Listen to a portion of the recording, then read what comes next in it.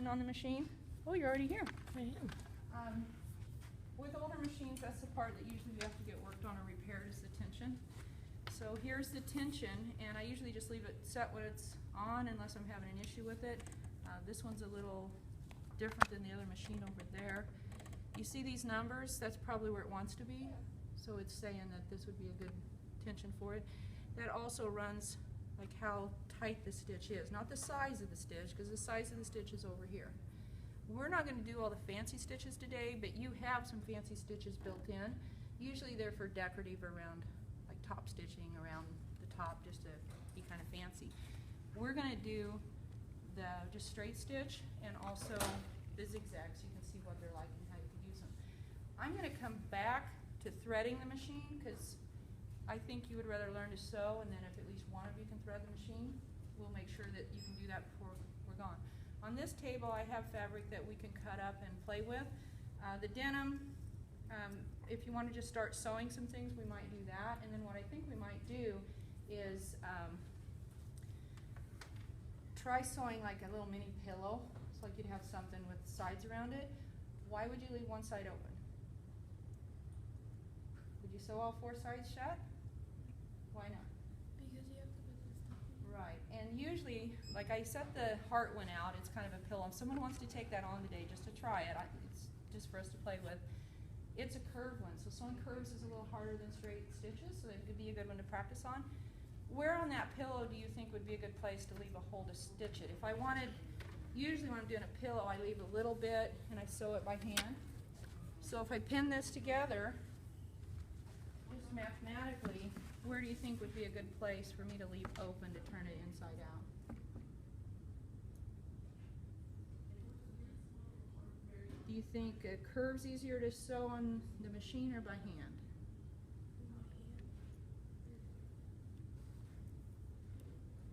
It's probably a matter of preference, but to me, I would probably leave somewhere like here, where I've got a simple straight stitch. And the smaller the better, because that's all I'm going to sew by hand, but I need it big enough I can get my stitching in. Okay, so sometimes you just have to think about, when I get ready to put this together, what would I do? So if we want to try some different projects rather than just straight sewing, I brought that along. I think I'll do this once just for you so you can see it, and then you can just grab some fabric and take turns trying. If your machine is already threaded, so you can see the thread going through here, and I've got a little bit of thread here. What do you think would happen if this thread is too short? One of you've sewed before. What do you think would happen if this thread is too short when I start sewing? It slips through the fabric. Yeah, or it may come out of the needle because this goes up and down. Do you see this part moving? And if it comes out, then I'm going to have to thread my needle again. So I usually, and this is the part that was hard for me, is what do I do from just instinct that I just normally do and I don't tell someone that's learning. One of the first things I do is grab the thread, I pull it through here and pull it out of the way, and then I also make sure my bobbin thread's coming up, and then I've got a little bit to start with it. So do you see I have two pieces of thread there? And then I put my fabric in, and if I'm just doing a regular stitch, actually I pull it out here out of the way. So see, that's why I have to do it, not just tell you about it. So I actually pull it, I don't want it down underneath here. I want it up, out of the way, like that. And this is the presser foot. So there's a thing that raises that up and down. Hard to get my fabric out when that's in, but it helps to hold it when I'm sewing. It holds it a little stiffer for me, or tighter. So when I set that down, I'm ready to sew. And I have kind of a habit, because I have an older machine that has a little trouble getting started. You're not supposed to have to ever touch this, but if you ever hear that it's having trouble getting started on its own, I've been known to reach up there and kind of help it. But a new machine, I should be able to just push this, see my foot down here? And it'll start sewing. Now, when you hand sew, have you ever hand sewn or don't hand sew either? A lot of times we put a knot in it so the thread doesn't come back out. Instead of doing a knot on a sewing machine, if I know this is a stitch and it's going to be where I want it, this is backwards. So if I go backwards and forward, it's like making a little knot. It's going to be hard for it to come out. So sometimes I'll hit backwards and just sew. See how that kind of hums if I So I have a habit of, so it's toward me, but you shouldn't have to do that. You should just, when you're ready to go, put enough pressure, it'll take right off. But it'll take you a few minutes to try that. So if I want to go backward, I hold this down. You see it sewing backwards? Now sewing forwards. And then once you get stitching, you can just stitch along. And I have this dial. These are the sizes. I don't know. What size did you say you kind of liked? I think it was a 9 or 10. Yeah. And if I get up into here, do you see how it kind of shifts around? I need to be careful to make sure I don't do like a left stitch and have the wrong foot in, because you'll notice some of these foots are different, because if I do, I could break my needle because it hit the metal part when it's going down. So be careful choosing these and kind of stick with the ones that you know work for your basic projects.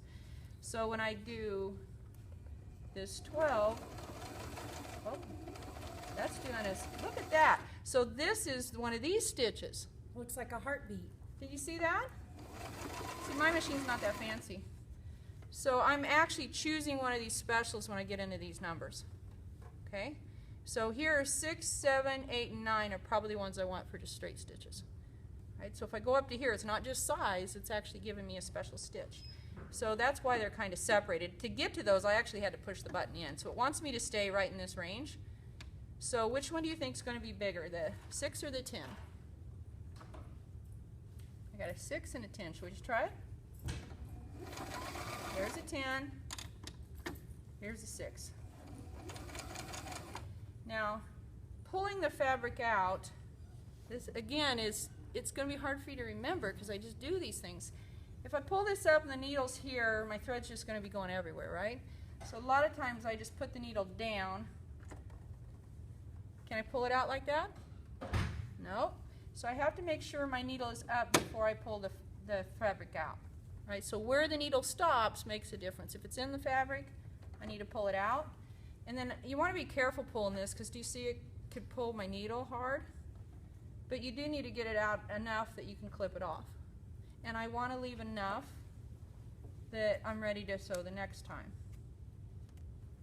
Now this is kind of hard to see, but this stitch was 10 and this stitch is a 6. What do you see that's different?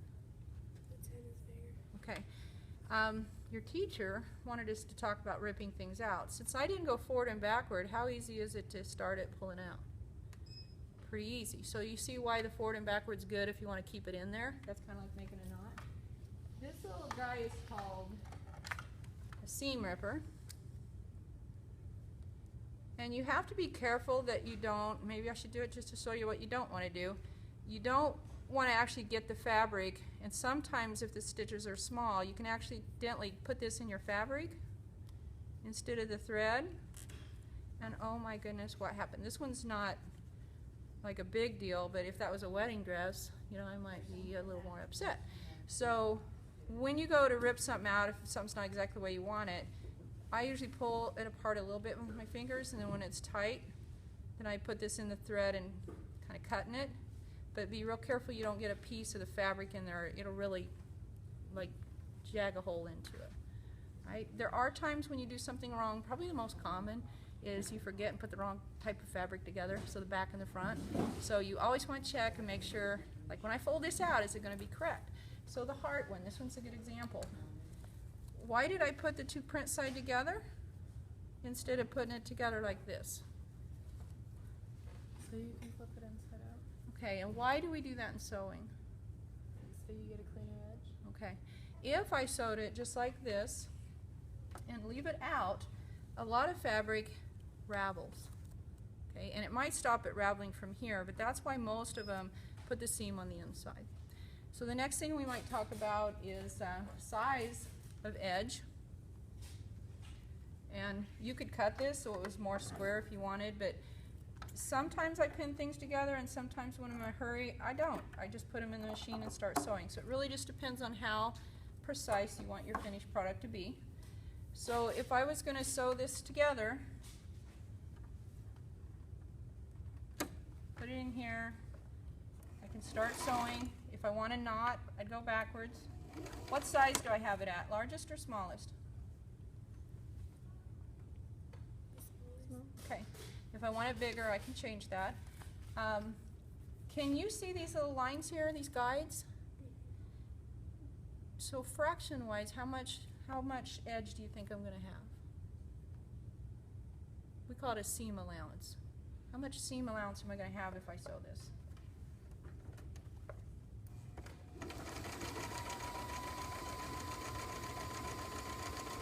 Is someone going to go look on the other machine? It's right at the edge of my foot presser. Can you go look and see how much edge is that?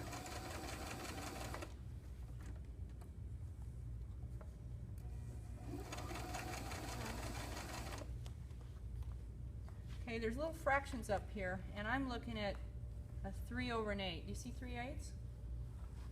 You guys want to come look at this one? You can see the fractions on it a little better. And I'll point to them. I'm going to get you And sewing here, right now. So. And here, and here, and here. And here's 1 inch. Okay, 3/8 of an if you inch. buy a pattern and your teacher bought one so you can see what they look like, the standard is 5/8 inch. A lot of times on just home projects or little hobby things, I might just do a 1/4, but you can see a 1/4 is easy to measure because that's the side of my, or 3/8 because that's the side of my presser foot, right? If I use a smaller presser foot, I can get as small as a 1/4. Why would you want a bigger one versus a smaller seam allowance? What's the advantage of having more seam allowance or less seam allowance? Do you understand what she means by seam allowance? So right here's the edge left over, that's the seam allowance. Here's my seam and here's my fabric. When I turn this out, what would be the problem of having a whole bunch of that in here versus a little bit? It's kind of like if you're wearing that, it's going to be against your legs and Right? stuff. It's going to be bulky. Okay? So some people trim it after, so they sew the 5/8 according to their pattern, and they might trim it less. If you have it too little, you might actually not pick up both sides, especially if your fabric is not perfectly cut. Then I might have a place where I got a hole in the middle because I wasn't wide enough out to get it. So there's kind of a magic middle stitch. Some people clip things when they're doing projects. It's easier to clip with the tip if you have good scissors. If you don't, what would be the problem of using this part of the scissor to clip? You might cut more in the stitch. Yeah, I might cut right through that stitch. When you get to an edge like this one, sometimes we cut them across and or like several stitches because then it's going to lay better. So like if I was doing a whole circle, I'd have to go around it and cut some edges because if I don't, it won't lay out flat. So that's a little bit about the seam. So now when I open it, it's going to be a little sharper corner than if I didn't clip it. Okay? So my challenge for you, and I'm going to be here to help you, is we're just going to grab some fabric. We're going to try some straight stitches, and if you would like to try to grab something you can make a square out of and leave one side open, I think that'd be a good challenge. If you think you're like really advanced and you want to do the heart project, if you want to pin that together and try sewing around it. Now it's kind of misleading on this, I think, because doesn't it look like this should be on the outside? I think if I did this project, I would just cut it a little closer and I would sew it so the seam's out here. If I really wanted to put lace in it, I would have to put the lace between the fabric and the heart, and then it would be real lace out. Does that make sense? So I would probably just put my stitch at the edge of this. Kind of an outline. So the hardest part to pin would be putting the two pieces together like this, so when I open them, they're going to be the bright sides out, and then I would just line these up as close as I could and then start pinning around it. So if you don't have a lot of experience pinning, this would be a good one to practice on. If you've never sewn before, I would just challenge you to get some fabric over there. One reason I brought different types is you could see it, but you don't necessarily have to use it. The real silky stuff, like the wedding dress type stuff, is harder to sew because it moves. It's harder, and I might even want to set it a little tighter, use a different foot when I'm sewing something that's more difficult. Cotton is really easy to sew with. This table, please don't cut these up. This is what your teacher purchased for you to look at, to kind of see some sample fabrics. And I realize that you're doing a sock project. What's going to be challenging if you want to do something like commercial socks is what kind of fabric do they use? What's the two combination of things they're putting together for commercial athletic sock? They had dry fit, polyester, They could be a blend of them together, but usually there's a fabric type that's like a cotton or polyester, and then it's put with what to make it stretchy? Nylon? What makes it stretchy? There you go. Spandex or some type of elastic, all right? And they even sometimes put elastic in the foot because it kind of makes it fit your foot a little tighter. See right here? So for us to find or work with fabric like that might be difficult. These socks are made in a way that a little bit older, but these are called tube socks. They're made like that. That's the fabric's created like that. So they're weaving the elastic in with the fabric. The newest thing I've seen is copper. Have you seen any copper infused socks? If you go to Dollar General, that's what I was telling your teacher, they're not real high tech. They're kind of the as seen on TV thing. They have these copper bands that run on their arms. It's supposed to help relieve like sore muscles and things. They're putting them in socks now, so you might at least look at that because it's kind of part of your research. But for us to have access to some of that fabric might not be as easy as some things that are a little more readily available. But there are things you could do to customize socks. There's people that sew toes into socks because they like yoga socks have toes in them. I was telling your teacher about this summer, I did some research on if people have weak arches and they want to build up the arch in their foot, there's something or a trend called barefoot running. And they sell these real high priced barefoot shoes, but the do-it-yourselfers take and dip the bottom of the sock or the shoe in the things you dip tools in. So you know, like that spray you can buy that's like a plastic paint. So there's some different options like that that you might think about that are kind of trends right now, things that you could do. So I really want you to just try sewing. So I want you to grab some fabric, try some straight stitches. You can even try either knotting it or ripping them out. You're going to find it's really hard to rip them out if there's a knot in it. So we'll have you girls partner up, and two of you will share a sewing machine, and one of you will try it, and the other one will take a turn, okay? Help each other out.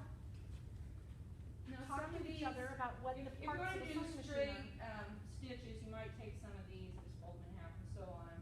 If you wanted to do those, you might put them together and like sew a real side if you want. So like this one, you could put it together and really sew a side. If you just have never sewn, you might just do like what I was and just fold a piece of fabric in half and try that first.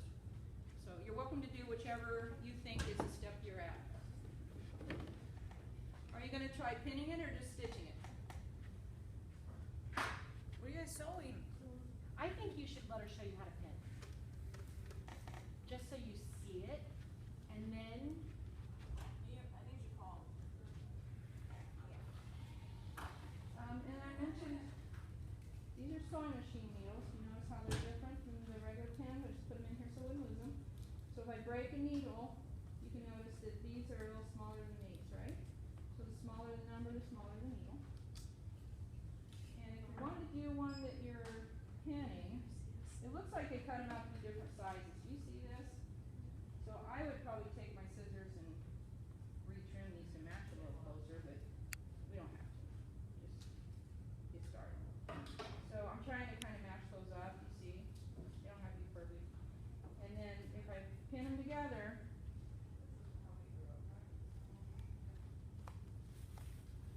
I'm just going to put the pins in like this. And at home, I'm usually real careful to keep track of how many pins I use. It's kind of a safety thing because my husband doesn't like stepping on them. So if I put, how many am I putting in here? 1, 2, 3, I could do 4 or 5. And then I kind of keep track of that because, you know, like I said, a safety. Now, this isn't a great example because see how far this one's off? So which side would I probably sew that on? I'd either match these up or make sure I know that that's going to go all the way to that edge there. So that might be a little better. So that one's ready to sew. I personally would sew this direction because I'm right-handed and this is where my edge would be. Someone ready to try it? Working in groups of 2. Since you've done it before, why don't you just help her? And what do you guys want to work on? You want to sew 2 things together or do you just want to sew 2 stitches?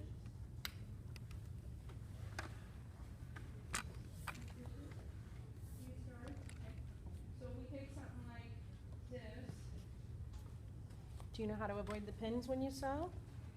yeah, I normally, let's just fold some over and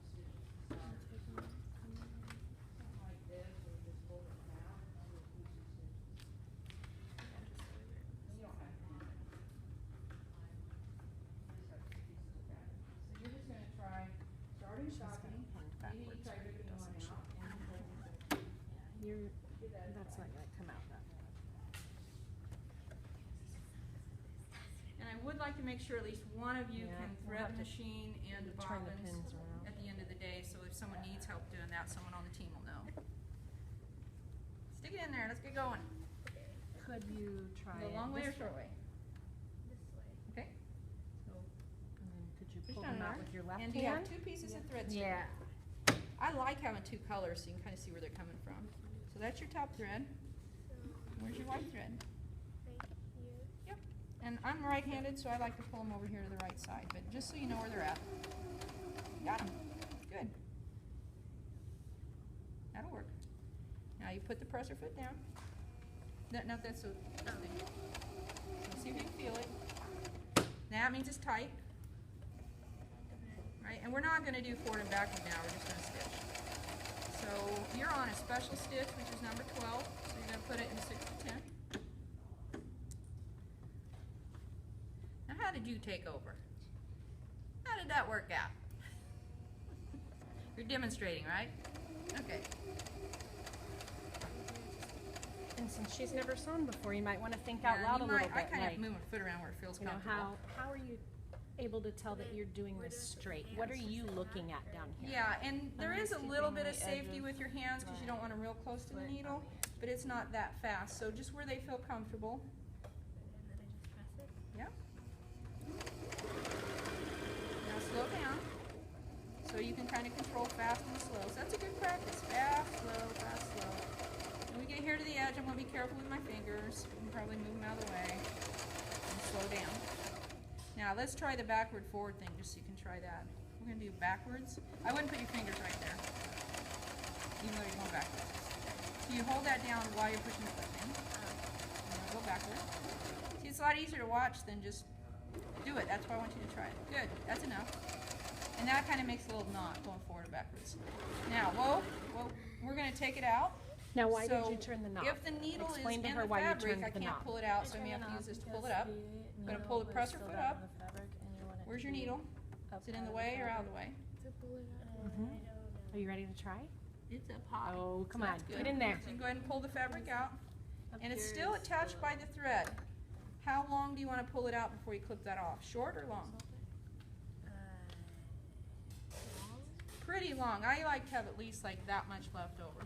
Now I can cut close here, it doesn't matter. Okay, Or I where's can your 4 cut it more pins? later. Oh, we got magnetic scissors. Awesome. So you're going to cut that, and I don't care if it's close or far, that's your choice. Now where did these loose pins come from? They're yours? Are you responsible for them? How many did you have? They have little magnetic things. They also have things on your wrist where you can stick them in to kind of keep track of them. Did you find 4?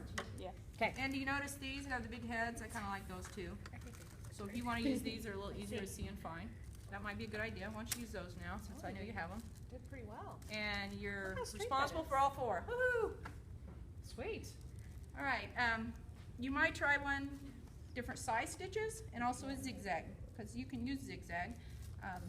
There's times when you use zigzag that's decorative, and there's other times when you just use it because Did you want to put your 4 back in here? you want something loose, you know, kind of put it together. Okay. Awesome! Your first stitch. Looks great. So how do you put it in? Yeah, your pins are better. Do you see your pins? I need fabric. Oh yeah. There you go. Do it closer, like right there. Or do it that way, I don't care. Any questions? And I don't mind if you cut this fabric. That's what I would do. I would line them up. This is just a practice project. They don't have to be perfect. The It's, needle isn't done yet. Is it? Oh wait, no. It's good, it's good, it's good.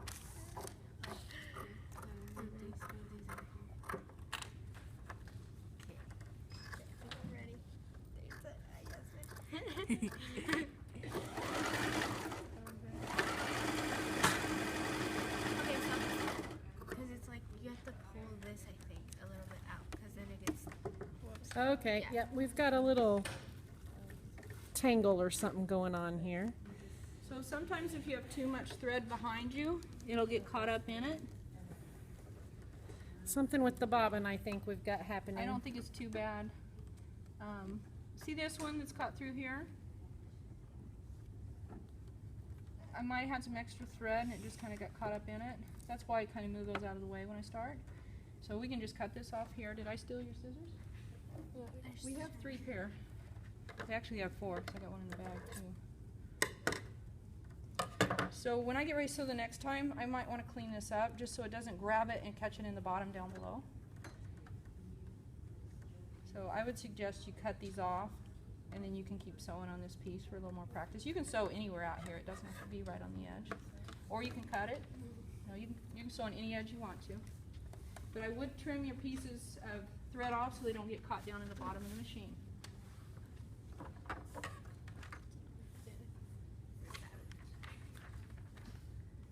How about you talk her through it and you let her try? Alright, so you just, there's a lever back here, and you just, that will put it down. And then there's a pedal. So the fabric you're using, you probably won't have to iron or press first, but can you see where some fabric you might need to press it so it lays down better? If it gets real wrinkled, like I was starting to show you some of these, this would be a little harder to learn to sew on than what you are. Can you see that that might be a little more difficult? You're welcome to try with it if you'd like, just to see how they feel different. But this is going to ravel more too. You want to try sewing on some of this? Let your foot do the work. There you go. It'll feed through. You just kind of help keep it straight.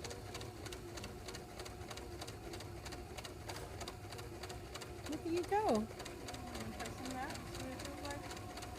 Usually I'm doing the rough edges right here, and that's when I need the pins. See how hard it is to hold it together? And don't hold your fabric Why don't I too give you tight. a few print pins so you can practice with your pins on that.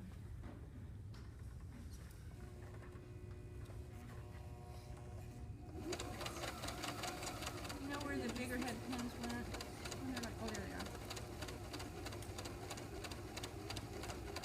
So you're going to do the short side? Or one of these sides? That's fine. So you can pin, you might take 2 or 3 pins there to kind of hold it together. This is a little more challenging fabric than using something like the cotton. So just kind of learning that there's different kinds of fabric to work with.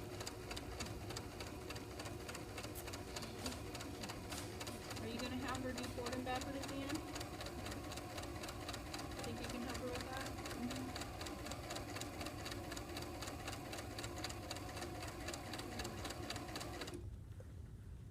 So like that. Uh-huh.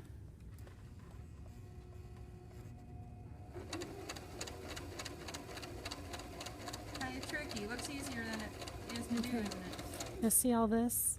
Let's try and end it before we get to all of this mess. And you can clip that off, it's a problem too. But you still, when you turn your corner, oh, I didn't teach you how to turn a corner. If I was sewing all the way around a square, how do you think I'd turn a corner? That's right. So if I'm on a pillow or something that's going to have a corner, I get to the edge, and I know I'm going to leave this much, or my seam allowance at the end. Okay. I leave the pin in the fabric, and I turn the fabric, and I start sewing the other way. Do I move it? Mhm. So to make a turn, I leave the needle in the fabric so it kind of pivots around it.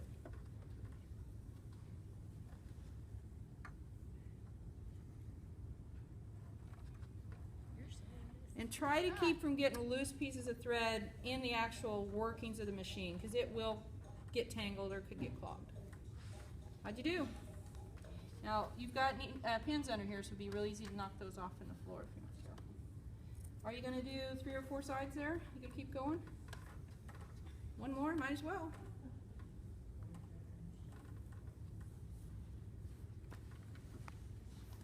Like, okay, so then where would you, so then you can sew right, You can go either way. so you can just sew Yeah, that and if I was putting them in, there's really not a right and a wrong, but I probably would have put my pins this direction, the other way in, with the left edge here, just because that's how I'm used to working. But it really doesn't matter if your pin's in this way or this way. Okay, now since it's the first one, I think I'm going to switch it around there for you. But it actually, you can see your pins coming up. There are some people that when they sew, pull their pins out before they get to them, because they don't want to break a needle.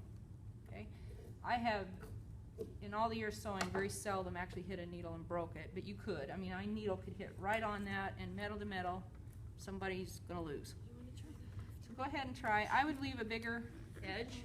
Didn't you pull it out before you did it? So you can put this under here. I don't want to do it for you. Leave yourself plenty. Why don't this time you leave it a big edge? Like, where's the 5/8? Can you see it? Okay. So that would be custom, and if you want to go as large as this, you can. But this is going to fray quite a bit. And do you see how that one's not in there? So if I did a narrow edge, I might miss that. So make sure you do it pretty wide. Probably right. Do you see where this line's at? That'd be a good one to see. Why don't you try it in there? This one's going to feel a little different. It's harder to sew, that kind of stuff. But I think it's good for you to experience it. So you got to remember to put what down? Present foot. Yeah. And if you don't want it to unravel, you're going to do that forward-backward thing. And sometimes I kind of hold on to this thread. I think that's my habit. But it should have enough to go up and down. So go ahead and do it. There you go. Now, you probably don't want to go backward, like if you went in a lot. You don't have to go backward on this one, but if you wanted to knot it, you would go backward and forward and then go forward. This part is loose, isn't it? It does look pretty loose, but I think it's okay. I think it's just where you stop. Some people take the pin out before they get to them. So why don't you stop for a minute? Is it caught back here again? No. So sometimes I feel back here to make sure it's coming out smooth. And it is. So. Do you notice this? Well, let's go ahead and finish and then we'll look at the back of it. I think the biggest safety thing is learning how to go fast and slow. So if you're going fast, that's not real safe. You need to be able to slow it down when it gets close to your fingers. So learning how to control that and how comfortable you are with how fast or slow it is would be how safe you are. So if you feel like your fingers are going to get in it, slow down.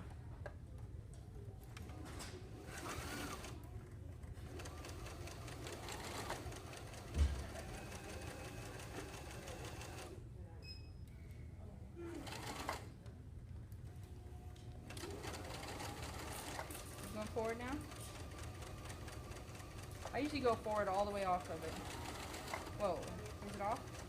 A couple more. And then you're done. It's pressure foot. If it's not pulling out, you might need to move this a little bit. But I think it is. I think it's going to pull. If you look here on the back, you see we had a little trouble. That's why I kind of hold them out when I start. I could pull those out. If it's just a craft type thing, I'm not going to worry about it. But if that bothered me, I might want to either use a seam ripper or something to get that out so it doesn't look like a problem. So this one might be a good one for you to try the seam ripper on just the part that's extra. So go ahead and cut it off. I'm going to pull the pin out so it does it.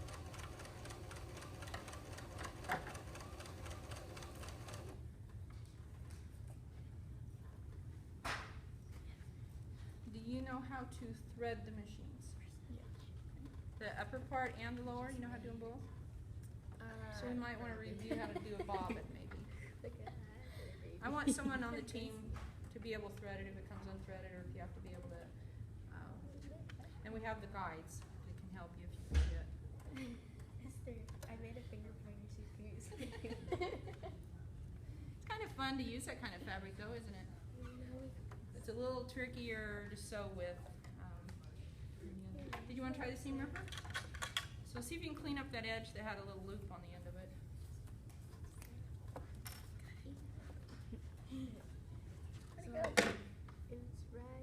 So your group has a couple choices to make what you can do next.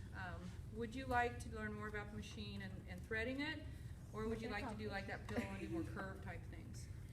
I think we can cut. You want to try the curve? Right? Do the hard thing? Okay. Can we sew it all around? Except for one. If you want to trim it more. So it's gonna be like this.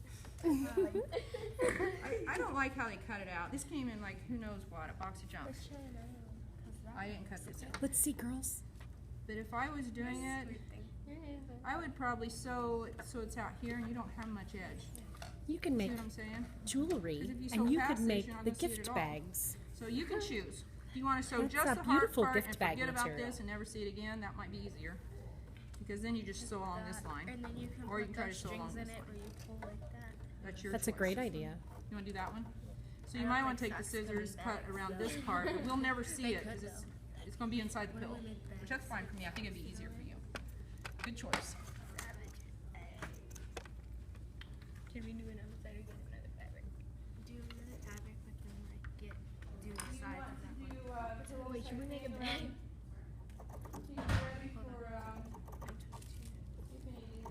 She texted. Oh, dude, I didn't know that. Okay. Like we could do this. Oh, that's not. Okay, we could do this side and this side. Since these are the ones that most line up, and leave this side open. Let me do it this side. Okay. Yay. You're gonna have to show You her. girls want to make a Thanksgiving pillow? Okay. Yay. Okay. Do you want to just fold it and make it the size it is, or do you want to cut it? That's your choice. You can make it as big or little as you want. You wanna leave it the way it is? Or do you want to cut it and each of you have one? Wanna cut it? Yes. All right. Let's think about if you cut it, how you're going to fold it. Because if you each have one, I don't think, unless you want like a roll, you don't want a long skinny pillow, do you? No. I don't have one. Or do you want to do two little pillows? So I could do two squares this size. You like that? Okay, so here's the plan. What's one way mathematically to know this is a square? Like I want to make a square this long, this way. How would I do that? You like fold that over to a triangle. Here you go. So why don't you do that? You're going to fold this over, make a square, and then do it again and you'll both have a little pillow. And you've got tables to work at. You might want to go to a table to lay it out and cut it. You've got plenty of table space.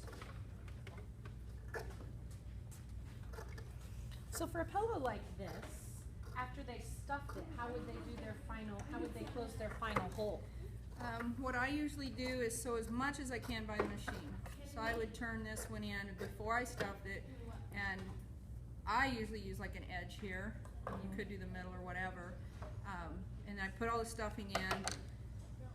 So I would turn this inside out one more time, stitch it on the machine, and then I'd leave a hole. And I would probably double stitch it here, because I know it's going to be weak. So I'd do that knot stitch right here.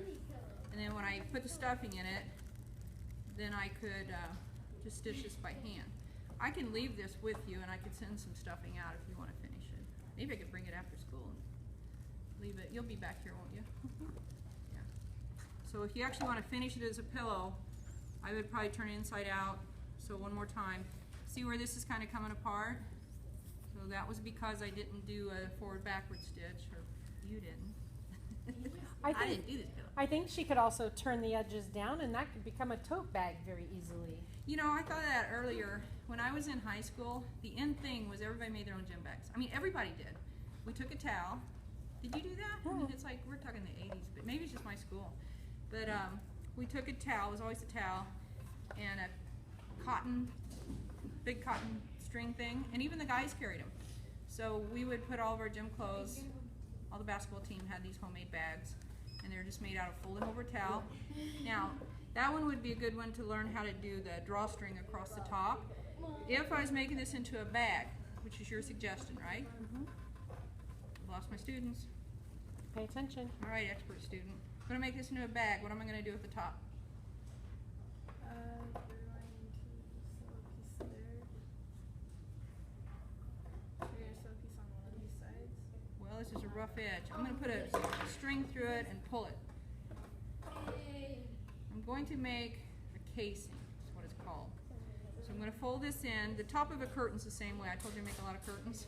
I always leave a little bit at the top of the curtain so it looks a little better, it stands up a little higher. So I also have to have a place in the curtain to put the curtain rod. So elastic needs this folded over and sewed in. A drawstring would need that. A lot of different projects. So when it was out like this, actually we might finish this one out that way. It might be more fun. So I'm actually going to have to sew it like this, all the way around. Again, leave a hole so I can stick the elastic or whatever I'm putting in there, drawstring in there, and then pull it. So what are we going to finish this as, a pillow or a bag? Bag? What would you like? Who's doing the heart? We're not making a bag out of that heart. No. Not gonna happen. So do you want that to be a pillow or a bag? You want a pillow? So you need to finish. Here's what I would do.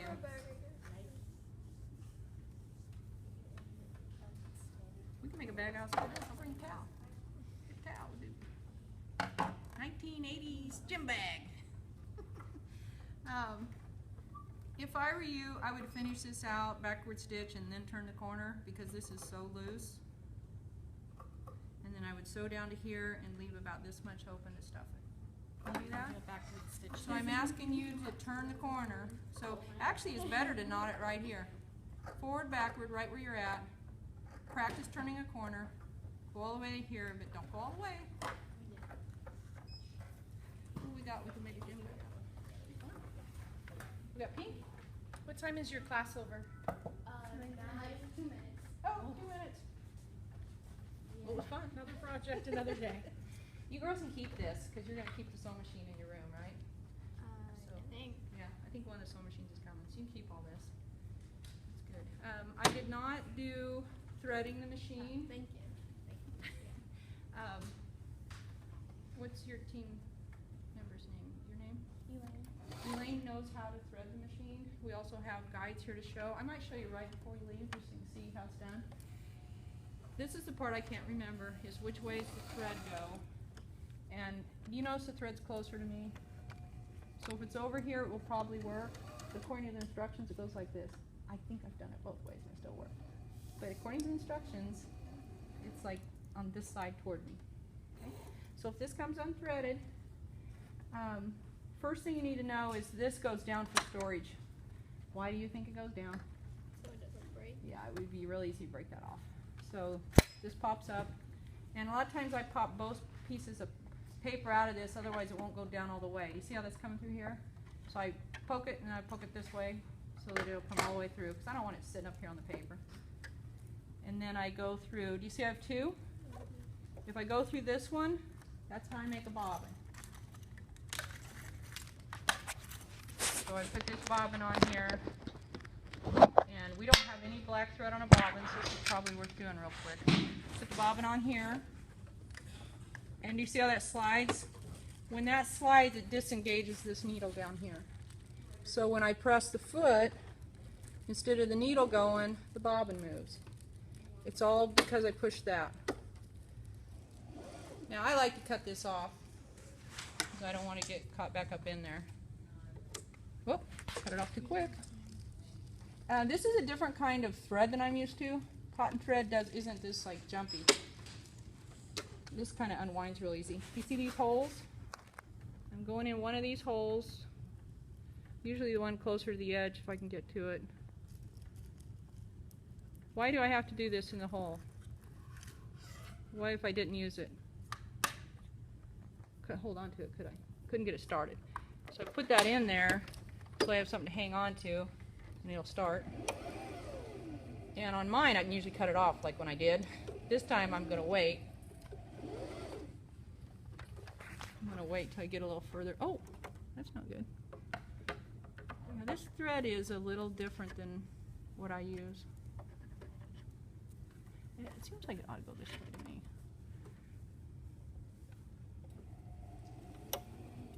So the idea is it goes around this circle. I've never had that happen before, but of course since you're videotaping me, it's going to happen. But you see why you don't want that in the way. And as soon as I can cut it off, I'm going to, but this thread is done. I think I'm safe now. So when I run my foot, what's it doing to the bobbin? Filling it up, isn't it? It's not really even. It's usually more even than that. That's how you get black thread on a bobbin, so you have the same matching thread. When I'm done, that shifting it back and forth is the most important part, because when it shifts, that means this one's ready to go. So when I thread it, instead of going around the circle, I come through this one, and there's pictures on here. So it goes 1, you see number 2, 3, I go around here, and then magically, if this is engaged back again, I'm gonna come around. Do you see in there, there's a piece of metal? And I'm just gonna go over that, because that's what raises the thread up and down. And then I have, there's a, number 5 is showing a metal piece right here. But it just means I go through there, number 5. And this one's really important. Right before I go to the needle, there's a metal one right above the needle. That one's probably the most important because it's gonna hold it.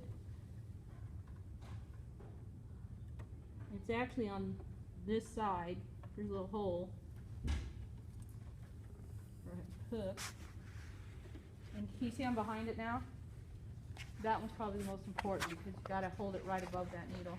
And then it's just threading the needle. I'm going to tell you that better than me. It's hard to see it with bifocals. But you just put that in there. Make sure you got enough thread to get started. The bobbin, all you do on the bottom bobbin is lift it in and out. But when I drop it in, how do I get the thread? I have to have this piece loop and grab it. So I cannot load the bobbin without this being threaded. So I have to thread the top needle.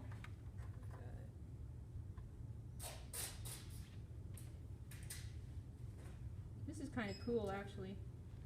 When I, someone do this for me? Just by hand, turn this and see what it does to the thread. It'll go down and grab the bobbin thread and pull it up for you. So give it a try. Okay. Just with your hand on the knob. Sit down.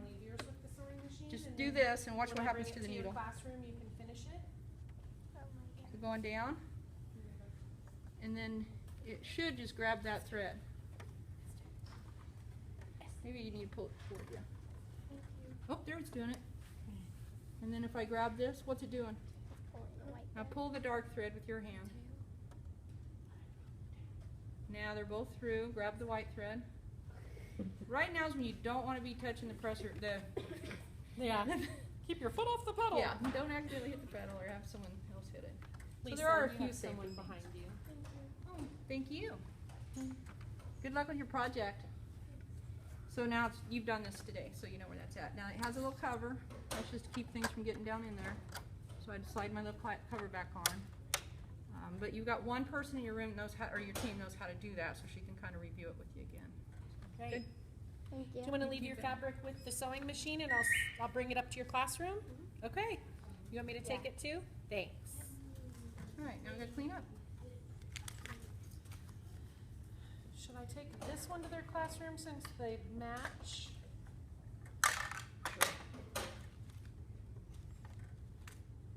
That was awesome. I think we'll put the black one in here. Well, I don't know how much room you have on your thing to move them with the thread on it.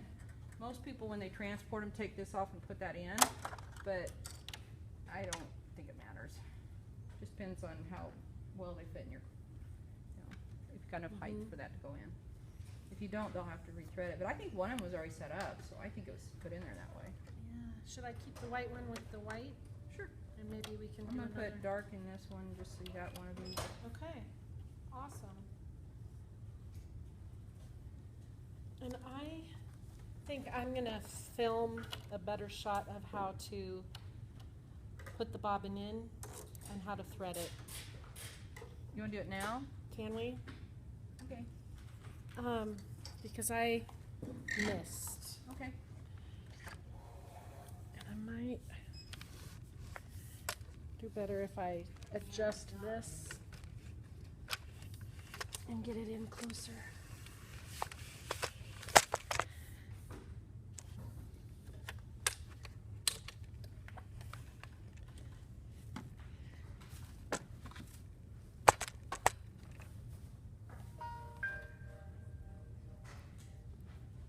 Is that you? I guess. I didn't know it was on. See how this stuff like twines out all the It time? does. Cotton does not do that. I've So- never used nylon. Is this thread here nylon It's as well? all, I'm sure it's all nylon. Hmm. But I never even really thought about it. I've just always used cotton, and some of my cotton's probably 30 years old. I don't know, this is kind of frayed. This one might be cotton. See, this doesn't seem to be fraying. This is cotton. You see how it doesn't like spring back at me all the time? Yeah. This stuff like, it's crazy. Like memory foam. Yeah. I like that better. Yeah. Okay, we're good. You know So what now- cotton is. Okay. Yeah, this, I mean, depending on what fabric you have and what you like to use. But if I was sewing, I probably wouldn't be buying this stuff. I don't think Okay. I like this crazy thread stuff. And even on this bobbin, see how it's like trying to jump off of it? Yeah. So, yeah, why don't you give me that one too instead of, I'll still use this bobbin because it's done, but. We can film how to do a bobbin that I have matches questions it. about this afternoon. What are my questions? Do you know how many students you're gonna have? No. Any idea? I do not. I have 2 Makeys, a couple Chromebooks I can bring. I have 6 Spiros all set up to 6 iPads. I was gonna go buy Menards because they have masking tape on sale, and our masking tape is junk. Yeah. I mean, it just gets old. Yeah. But I don't know. Do I we- like to mark off places. Now you've got some natural places here that we might be able to just say stay within there. Sometimes if we're really getting into programming, I do challenges like can you have it do this, this, and this, and maybe we should write up some of those ahead of time. Depends on how instructional you want it. The actual app that comes with Spiro, there's a game format, and they just want to drive it around, and there's Yeah. I have the little- Tickle app on all of ours. I've got it too. I have the Spiro app as well, but I have the Tickle I app. also like one called Draw and Drive. I have that. I haven't tried them yet. Well, the I main thing just for got them the to apps know, on them this the main week. thing for them to know is they have to calibrate them, and Okay. any of those apps I can calibrate in them. What I don't like about like Draw and Drive is I'd like to have a way to bring it back to me always, even so I don't have to write a program to like come home. And the one that comes with Spiro does that because you're just remote controlling. And what you learn from that one is the things it will do, like the special effects. You know, you can make it spin and play music and jump and bounce and do different things. So it's fun, but they're not really programming it. They're controlling it, but they're not really programming it. It might be With cool like to have Tickle, I maybe- can do mathematical things. Like I could, write a loop to have, if I write one thing, I could write a program to have it do all 4 sides of a square, things like that. But in a half an hour, Yeah. I'm not gonna have much time. They'll be here for an hour. And I thought, if we had The some first time I Makey-Makeys saw up- Makey, I didn't like it, and now I love it. We just use it for a ton of stuff. And if I can get them into Scratch programming, I can customize them to be anything. So that's where I try to get them. Would it is be better to beyond- just do Spiros today and Makey in December? No, I like switching, especially if I have a lot of kids, because I can put 3 or 4 kids on a Makey, and they will collaborate. One person driving a Spiro. I've tried Spiros with groups of 3, and 2 people aren't happy. Whoever's driving Spiros, who's happy? Okay. And that's kind of a challenge for me is that role thing, figuring out if I do groups of 3 or 4, do I assign roles? Because I found in some groups I have to, because they don't have the collaboration skills to share unless I haven't done the Makey at all. Now Oh, it's Terry easy. has Super had easy. Terry Love has it. had some experience with the Makey from her the MakerSpaces that they've done at the elementary over at Liberty. What I usually do, and I've done groups as large as 45, is 5-minute overview with everybody, both thing. Well, sometimes I do 5-minute overview of Make with everybody, and then I just do overview with the Spiro with them. And then when they switch, I make the kids do the orientation with the group coming over them. So that's how I've been smart. doing it. But, yeah. That's really smart. Well, it's more intense, and I have yet to find a way to manage Spiro because everybody just wants to be crazy. They just want How long to will drive they around and see how last? fast they go. I can go 2 hours on a charge. When we Okay. do the STEM festivals, 2 hours pretty much constant use. Okay. They'll So go I'm not gonna before have my any stuff. issue with these. What I usually do dying. is keep a few back, or I drop in the cradle and let them start charging. Okay. After. Have you used Spiro at all yet? Do you know like how to do the cradle and put them to sleep and wake them up and all I that? do not know how to put them to sleep and wake them up. Okay. I've got them all charging here in my office. I kind of learned the hard way because Yeah. I had them all charged up. Drive around the car. If you don't put them officially to sleep, they'll start running down when you start driving because they're awake. Because they sense the motion. So they have a button on the cradle. If you touch the button when you pull them off the cradle, they go into a deep sleep. That's it. Oh. And if you tap them, they won't wake up. That's you can check them. The only way to wake them up is put them back on a cradle, but they can all share a cradle. So if I'm doing 6 of them, sometimes I'll just plug in one cradle and wake each one up. I don't plug in 6 cradles. I Okay. just plug in one, throw them on there, tap them, wake them up. They start flashing colors, and it means the Bluetooth is looking for them. And I set mine up ahead of time. Any iPad will go with any Spiro, but when you got 6 of them in the room and they're all looking around for Bluetooth, it's not nice. So I set them up ahead of time, so I physically write on the iPad which one it should go with. Okay. And there are times, you know how flaky Bluetooth can be. They'll drop a connection. And the other troubleshooting thing I've run across is it just won't start. It'll not be responding. And I'll realize the kid's got more than one Spiro app open, and they're, I think, fighting for control. Okay. So I just close all the apps, reopen the app. Worst case scenario, I have to go back to Bluetooth. Okay. But usually, just closing the apps, restarting it, they're there. Okay. But that I've noticed has been a little issue. But the easiest one for me in that short a time, what I usually do is show them Tickle, because a lot of them at that age know how to program. And I say, we can program these. Well, today we're going to use like the draw program or something to kind of learn about it. Or they love the other one. It just depends on if you can control the kids to do it. Okay. And then that sharing thing, I have yet to figure out a good way. I mean, they can take turns, and that's why I like at least a little time trading off. You show them the main parts of this. Okay. Then I have one-on-one training for each one. But Okay. they don't share easy. Like I said, I don't know how many are going to show up. We should do maybe sign-ups differently for the December one. But I didn't want to turn anybody away this time and then have them Eventually, not want to come back. I would like, I've been learning myself some things with, like, I haven't programmed an Arduino yet, but got one coming today. Ooh. I do. My son's already eyeing it. They come with a lot of sensors and stuff. I am putting together kits with Jacob, our programmer, that's going to be electronic kits, learning how to build things on a breadboard, and eventually tying it into the like Arduino theme. Okay. So I told him January, but I was actually thinking this group, because even if we don't, they could either physically come to the AA if they just want to use our Makey stuff instead of here, so we could just schedule it there, same kids, or the kits will travel, so I can bring those here. Okay. So, and do you have any of the,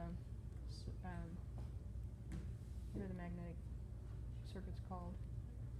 I have snap circuits and I have one kit of little bits. Yeah, we have 4 kits of little bits if you ever want to do those.